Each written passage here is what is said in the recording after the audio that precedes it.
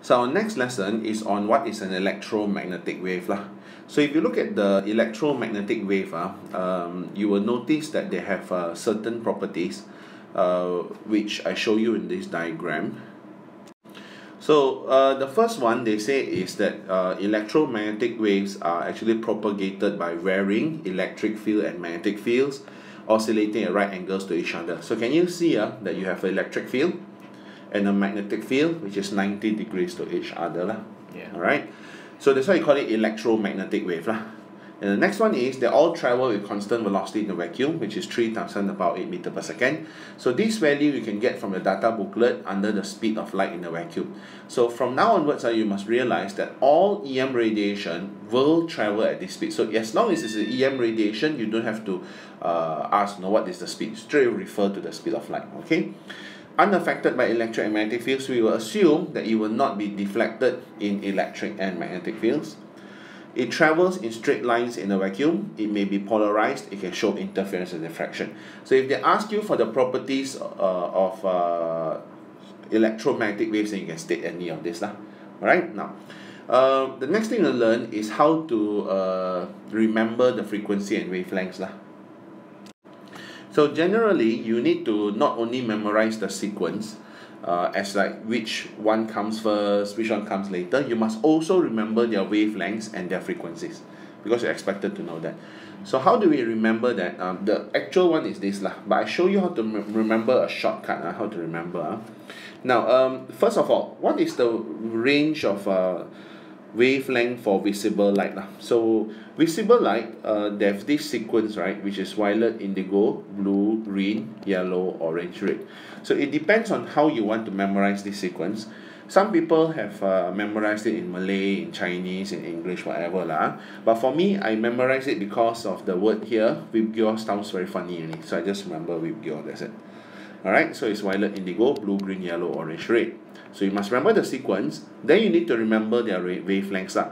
So visible light has a range of wavelengths between what to what lah. So how to remember, right? The easiest way to remember is, you remember that college every day your day practically starts at 7, okay, and it ends at 4.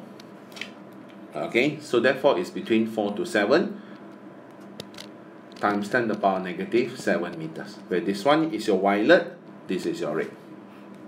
Okay, so some people memorize in terms of nanometers, so it becomes 400 nanometers to 700 nanometers lah. So it depends on whether you want lah. We're going to memorize this. Then we're going to place it into this spectrum that we see here. So how to remember this spectrum easily? So what I will draw is I will draw some equally spaced lines. Alright, so maybe I draw a few of them.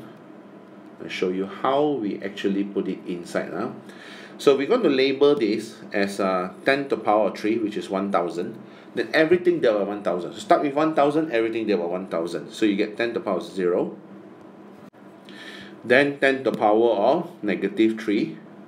10 to the power negative 6. 10 to the power negative 9. 10 to the power negative 12. You can stop lah if you don't want to go anymore. So then let's try to place our visible light. Now, remember, our visible light is between 400 to 700 nanometers, which is between 4 to 7 times 10 to the power negative 7 meters. So 10 to the power negative 7 meters will be between 10 to the power negative 6 and negative 9, right? So that means visible light will definitely be somewhere here in the middle. But which one is the shortest wavelength? Oh yeah, by the way, what does all these numbers represent? This represents lambda in meters. So that's why I place it here lah. Here, because 10 to the power negative 7 meters is between 10 to the power negative 6 to 10 to the power negative 9 meters lah. So which one is the longest wavelength? Red. So the longest wavelength means on this side, red. Okay. Shortest wavelength is violet, so this here. Okay, so that's how we place it. Then after that it's easy, because after that we can just use a bit of common sense. Okay, let me just move this away. Okay, now let me just zoom this bigger so I can. Okay, now. So next one is to fill in the other gaps. Okay, so how do I fill in the other gaps? Now, what sounds like violet, but is also a type of EM radiation? Ultraviolet. Ultraviolet. So ultraviolet means higher frequency than violet. That's why ultraviolet is the remaining here. So it's ultraviolet. So if they ask you, to estimate the wavelength of ultraviolet, you just take somewhere here, which is between 10 to the power negative 7 to 10 to the negative 9. So safe is 10 to the power negative 8. But it has to be smaller than 4 times 10 to the negative 7. So you put 3 times 10 to the negative 7 also can. Okay now. Now after that, remember when the wavelength becomes smaller, the frequency will increase. That means it's getting more energetic. So what is more energetic than ultraviolet? Now, some books will call this as X-ray. And then the next range, they call it as gamma.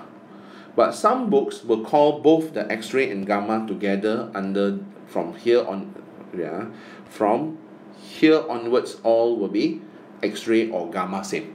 Because the latest discovery is that actually X-ray and gamma are similar behavior. It's only that gamma comes out from decay naturally, where X-ray you can produce in the lab. But the wavelengths behaviors are the same. So your X-rays and gamma you can usually take from negative 9 smaller onwards. But some of the books will put X-ray first, then only gamma. Alright? Okay.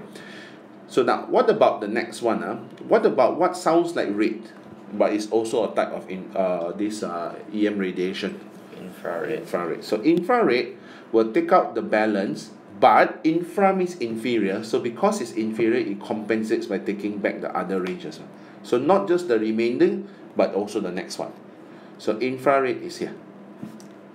So if you're asked to estimate the range of infrared or the wavelength of infrared, you can take somewhere here, 10 to the power negative 5, negative 4, alright? You can also take that to be safe. So what is a longer wavelength at infrared, less energy than infrared? It will be microwaves, and the final one will be radio waves. So that way you have memorized not only the sequence but also the wavelengths. But do you know, by memorizing the wavelengths, you have also memorized the frequency?